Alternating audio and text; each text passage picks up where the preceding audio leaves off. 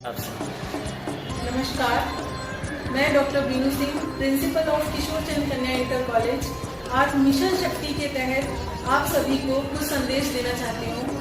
हमारे उत्तर प्रदेश सरकार के द्वारा मिशन शक्ति के चौथे चरण की शुरुआत की गई है। इसकी शुरुआत 2020 में बलरामपुर जिले में श्री योगी आदित्यनाथ के द्वारा पहले चरण की शुरुआत की गई। मिशन शक्ति वुमेन एम्पावरमेंट, हमारी महिलाओं के अंदर ऐसी कौन सी शक्ति भर दी जाए कि वो अपना बचाव स्वयं कर पाए या अपने को सेफ रख पाए या अपना जो कार्य कर रही है उसको ठीक ढंग से कर पाए। उनके अंदर इतनी शक्ति भर दी जाए कि वो खुद को पहचान सके और समाज में खड़े होकर के कंधे से कंधा मिला करके वर्क कर सके। आज बहुत सी महिलाएं कर भी रही हैं इस चीज का, लेकिन कुछ महिलाएं आज भी हिंसा का शिकार हो रही है।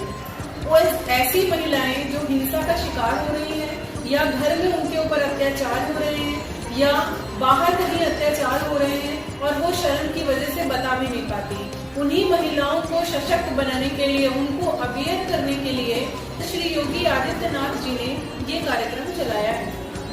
मिशन शक्ति के तहत हम सभी महिलाओं को अपनी शक्ति को पहचानना चाहिए।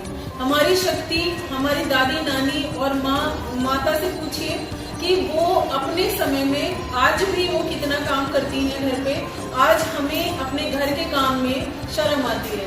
झाड़ू, पोछा, खाना, बर्तन, ये हर महिला का एक कर्तव्य होता है और इस कर्तव्य को उसे निभाना भी चाहिए। महिलाओं के साथ साथ पुरुषों को भी इसमें अपना योगदान देना चाहिए।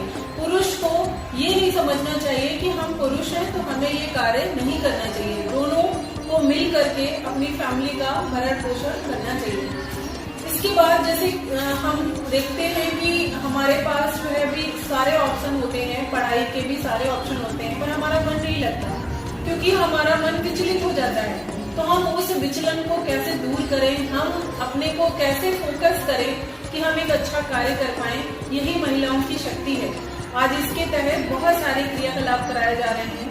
बहुत सारी महिलाएं हैं, आपने देखा होगा, हमारी राष्ट्रपति से लेकर के प्रधानमंत्री भी हुई हैं हमारी महिलाएं थी और आज भी एक अच्छी जगह पर महिलाएं कार्यरत हैं। महिलाओं को इतना सशक्त हो जाना चाहिए कि वो किसी के आगे हाथ ना फैलाएं। उसी उद्देश्य से ये कार्यक्रम कराए जा रहे हैं। हमारे विद्यालय में हम लोगों ने बहुत सारे ऐसे कार्यक्रम कराए हैं जिसमें हमारी महिलाओं को मोटिवेशन मिलता है, हमारे बच्चों को मोटिवेशन मिलता है। महिलाओं के ऊपर बढ़ते अत्याचार को देखते हुए वुमेन एम्पावरमेंट पर हमारे मुख्यमंत्री श्री योगी आदित्यनाथ जी ने 14 अक्टूबर को सुबह 9 बजे प्रभात फेरी के साथ ही महिलाओं को जागरूक करने की बात कही, जिसके उपलक्ष्य में विभिन्न तरीके के कार्यक्रम भी कराने की बात कही और स्कूलों में कराए भी जा रहे हैं। जैसा कि मेरे ही विद्यालय में आज सुबह 9 बजे प्रभात फेरी का आयोजन किया गया और उसके बाद बच्चे जो है वो अपने किसी न किसी गेटअप में आकर के उन्होंने खुद को प्रेजेंट किया। जो हमारे स्वतंत्रता सेनानी महिलाएं थी उनको डिनोट किया और इसके बाद बहुत सारे और कार्यक्रम कराए गए। मिशन शक्ति महिलाओं की सुरक्षा, संरक्षा और सशक्तिकरण के लिए एक योजना है। महिलाओं की सुरक्षा, जो महिलाएं बहुत ज्यादा कमजोर हैं, अपनी बात को कह नहीं पाती हैं, उनकी संरक्षा और उनको सशक्त बनाने के उद्देश्य से इस योजना को चलाया गया है। मिशन शक्ति की 2 उप योजनाएं हैं, संबल और सामर्थ्य। सशक्तिकरण के लिए सामर्थ्य है और महिलाओं की सुरक्षा के लिए संबल है। बेटी बचाओ बेटी पढ़ाओ कार्यक्रम में के तहत पूरे देश में इस कार्यक्रम को फैलाया जाए और ज्यादा से ज्यादा फैलाया जाए ताकि हमारी बेटियां साक्षर बने और साक्षर होके अपने घर को तो वो साक्षर बना रही है, उसके आगे वो दूसरे घर जाएंगी, वहां भी दूसरे को साक्षर बना पाए। मासिक धर्म, स्वच्छता प्रबंधन की जानकारी भी दी जाती है विद्यालयों में और आगे भी देती जानी चाहिए, क्योंकि मासिक धर्म एक ऐसी समस्या है जिस पर कोई भी लड़की खुलकर बात नहीं कर पाती है। मेरा आप सभी से यही अनुरोध है कि ये कोई छुआछूत की बीमारी नहीं है, न ही छुपाने वाली बीमारी है। हर लड़की को अपने फादर से भी ये चीजें पता करनी चाहिए और जो भी भाई बहन होते हैं उनको डिस्कस भी करना चाहिए, क्योंकि ये एक ऐसी समस्या है जो हमें अंदर ही अंदर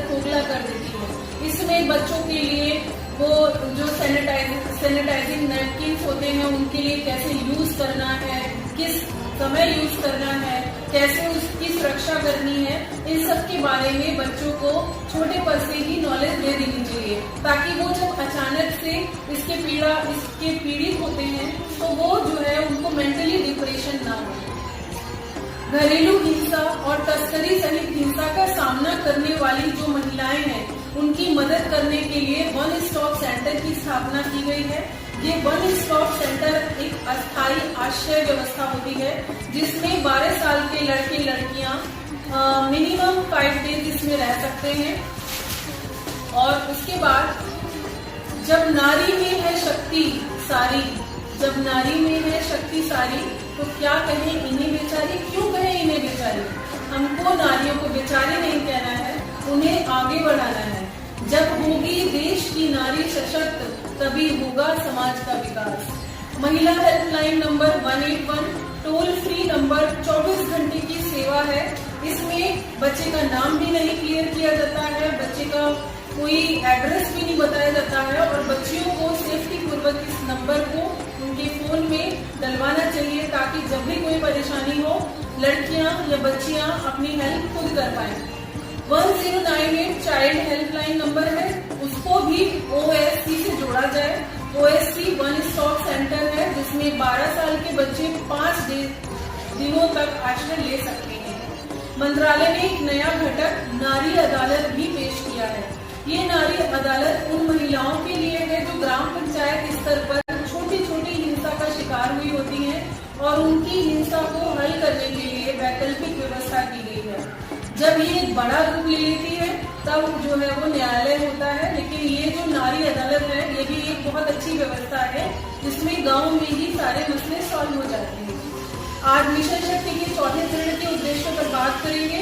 तो तीनों चरणों में महिला सुरक्षा सशक्तिकरण पर कार्य किया गया था और चौथे चरण का जो लोगो है वो है निर्भया एक पहल। निर्भया एक पहल, नारी स्वावलंबन, महिलाओं को सशक्त बनाना। नारी जो है वो स्वावलंबी बने, उसके अंदर इतना कॉन्फिडेंस डेवलप करा जाए कि वो खुद खड़ी होकर के अपने मुकाबले कर सके, अपने फैसले ले सके, इकोनॉमिक स्ट्रॉन्ग बने और समाज को भी स्ट्रॉन्ग बनाए। गर्ल्स में कॉन्फिडेंस डेवलप करना चाहिए। हर विद्यालय में 5 मिनट मोटिवेशन का लेक्चर होना चाहिए उन बालिकाओं के लिए, उन बच्चों के लिए जो स्टेज पे खड़े भी नहीं हो पाते हैं। जब वो अपने विद्यालय में ही नहीं खड़े हो पाते हैं तो वो बाहर कैसे खड़े होंगे। तो मेरा आप सभी से यही अनुरोध है कि एक टीचर होने के नाते कम से कम अपने बच्चे को इतना विश्वास उसके अंदर पैदा कर दीजिए, इतना कॉन्फिडेंस डेवलप कर दीजिए कि बच्चा समाज में खड़ा हो सके, अपनी बात को जो उसके ऊपर अत्याचार हो रहा है या उसके ऊपर घरेलू हिंसा हो रही है तो वो उसको कॉन्फिडेंटली कह सके। मेरा एक ऐसा विद्यालय है जिसमें हर बच्चा अगर उसको कोई प्रॉब्लम होती है तो वो मुझसे आकर के कहता है और मैं उसका सोल्यूशन भी करती हूँ। मेरे सभी टीचर्स भी उसका सोल्यूशन करने की कोशिश करते हैं। अगर उनके हाथ में चीजें नहीं होती है तब वो मुझे बताते हैं। सशक्त स्त्री समृद्ध समाज का आधार होती है। अगर नारी सशक्त है तो हमारे समाज का वो आधार है, क्योंकि नारी से ही समाज की नींव है। अगर नारी सुरक्षित नहीं है तो कोई भी समाज सुरक्षित नहीं है। इसलिए नारी को सुरक्षित करें, बेटियां बचाएं और बेटियों को पढ़ाएं। जब रहेगी सुरक्षित बेटी तभी तो बनेगा समाज। धन्यवाद। Have a nice day.